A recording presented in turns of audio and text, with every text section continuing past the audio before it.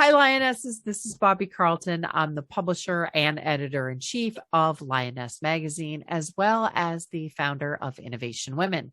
Today, I'm talking with Dr. Manju Sheth. She's one of these accomplished so much more people.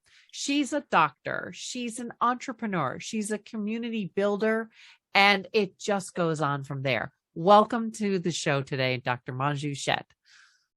Bobby, thank you so much for inviting me. It's a true honor.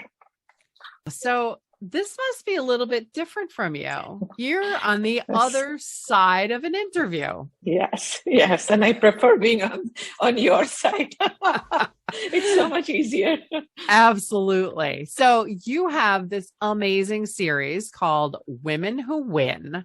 And Chai with Manju, you are the interviewee, not the interviewee. It's like you're a media celebrity in your own right. I would love to hear how you got into that. So thank you, Bobby. Well, chai, as you know, means tea. So it's something very cozy. So I have been doing these cozy interviews for Chai with Manju, which are the celebrity interview series. I've been doing it for almost 10 years now. And it's really been fun to get to know the person behind the celebrity. It's truly become a window into the Indian American world. And I'm so grateful it's done well, millions of views. And it's fun to feature some interesting people there. Women Who Win is our new kid on the block. I started that last year with my daughter, Charlene, who graduated last year from college, and my best friend, Deepa. So we started because the COVID times were so rough and everybody was feeling down and dejected. So we thought, let's bring everybody back. Let's do something positive. So the whole platform, which is a global media platform to empower women, was based on the belief that every woman has a dream. So we decided to showcase those stories, the true stories of women who made their dreams come true. And that took on a life of its own. So we did a local story, international stories, and then with Deepa and are both healthcare providers, we started doing health stories. And my daughter of the millennial generation, we started that too. So it really has become very popular. We got stories from around the world. We were read in 80 countries. And then subsequently, we started our mentorship program for women, because that was, again, people reached out to us from different countries. They wanted to come and study here, or they needed a mentor to go in medicine, things like that. And our the third most special project was a shoe project. Deepa as a podiatrist, and with me being a doctor interested in diabetes and what it does to your feet, we started this project with Lioness and Rotary Club in India to provide good quality shoes and education to people in the poorer sections. And then, of course, in our neck of the wood, in different charities and shelters here. We actually had a program even yesterday where we provide good quality shoes. So it's really been a fantastic journey, and we've been endorsed recently by some really cool organizations. So speaking of the media and you being a media celebrity, how did you get into the media in the first place? Well, it seemed accidental, but when I look back in life, I realized that there are no accidents in life. So I used to do a lot of work for the community, and I love to write. So I had quite a popular column called Movers and Shakers in Medicine. And one of my friends nominated me for this award show, which is called Woman of the Year. It's quite a prestigious award show for Indian Americans. And to my surprise, I won. So then the publisher of Indian England News invited me to do Chai with Manju, and also asked to direct Woman of the Year, because I was very keen on women empowerment at that time, then and even now. So I started doing that. And then subsequently we partnered, and I created what was to become our biggest signature show, which is the New England Choice Awards, where we showcase Indian Americans who have done extraordinary work and those who have contributed to the enrichment of our community. So that is my big, really pride and joy. Terrific. Any favorite interviews? Any big surprises? So it's interesting. I had this conversation once when I was training in England, and we were talking about how we associate a certain a person with a country. Those days it was Princess Diana with England. Growing up in India, the one person we always associated with United States were the Kennedys. So when I started doing Chai with Manju, I really wanted to interview Joe Kennedy. So, but I always thought, is the Kennedy charm for real? Is it real charisma? And then I actually met him at a friend's home and invited him for our show, as well as for one of our award shows. And I have to tell you, he's easily the most charismatic person that I've ever met in my life. So it has to be one of my most favorite interviews. Though, as you know, this is a tough question because we love all of them. That's great. Oh my God. I can't even imagine what that must have been like. It was a dream come true. You have had an incredibly active volunteer career too. Right. I'd love if you can talk a little bit about that. Sure. So I do volunteer for 3 organizations primarily. One is called Akshar Patra. It's the world's largest NGO for food for education. The second one is called Saheli, which again goes back to my belief in women empowerment. It's a local organization which supports women who are victims of domestic violence. And the third one is the Indian Medical Association of New England, which is the oldest medical association here. So I was a president in 2013. So these are the 3 organizations that I volunteer for a lot. Now, I'm sensing a theme, female empowerment. Yes. And we've not even discussed your day job. You're a medical doctor. Yes, I am. I work at Beth Israel Lahey Hospital. Okay. There's a lot going on there. How do you manage all of that? You know what they say, if you want to do something, you'll find a reason. Otherwise, you'll find an excuse, right? So I'm quite a workaholic, I have to say. At least that's what my daughter blames me. But I have a very supportive family, my daughter, my husband, and you have your friends. My brother's pretty good as well. So you always have a tribe of people, your own tribe that helps you. So you make it happen. Having a tribe, having partners in crime. I mean, there are some things that you're doing with partners and other things you're doing more on your own. Right. I think there's some great lessons in there for people who have perhaps considered co-founders. Right. Preferences. So, what would you recommend? So I think you have to follow your heart and see who you, who gel with, who is on the same wavelength as you and has the same values. Above everything, who has the same values as you. So all the media work that I've done so far has been in partnership with India and England News. I'm the director of Woman of the Year, and that started after I became Woman of the Year, and then they invited me to direct the show. The biggest and my most favorite program is what we call the New England Choice Awards. It's a signature event, and that's also in partnership with India and England Multimedia.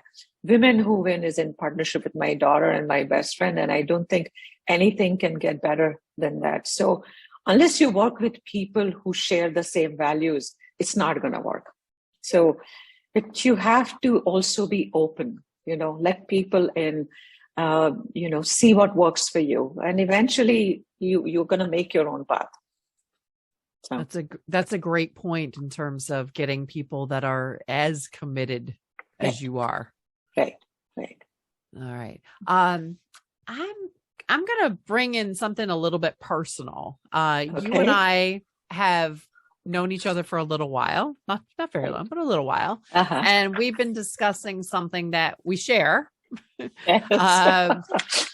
Between the 2 of us, we have 2 working rotator cuffs. That's true. It'd be 4 with 2 people. Yes. I would love 4. I would love 4 as well. Yeah, a couple of spares. Right. But, we've had injuries in our shoulder, and we've both been doing physical therapy, trying to avoid surgery. Right. And I know I consider myself lucky because it's my non-dominant shoulder, but it's certainly something that slows me down. And I've gotten better at asking for help from my family.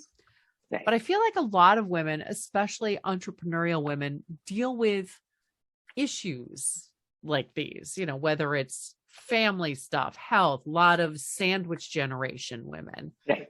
Right. Are there strategies that you've utilized to keep going, keep being a productive, effective person? So first of all, Bobby, I truly understand the pain of rotator cuff. I have to tell you, my great physical therapy, Nancy, has been my closest friend in the last 18 months because she knows me better than most of my friends now. But yes, it's a very tough journey, and asking for help is not easy.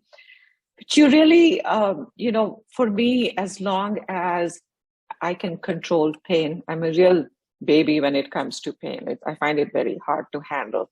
Once the pain is controlled, I don't think about it because I feel, strangely, I got a lot of opportunities late in my life. And I always feel that this is the last 1/3 of my life, and I have to make each day as productive as I can.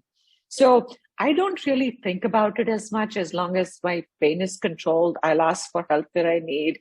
I'll just keep doing what I have to do with the understanding that eventually it'll get better. Everything gets better given time as long as you keep doing the right thing. So that's how I live with. And one other, in medicine also, one of my big interests has been stress management and mind-body medicine.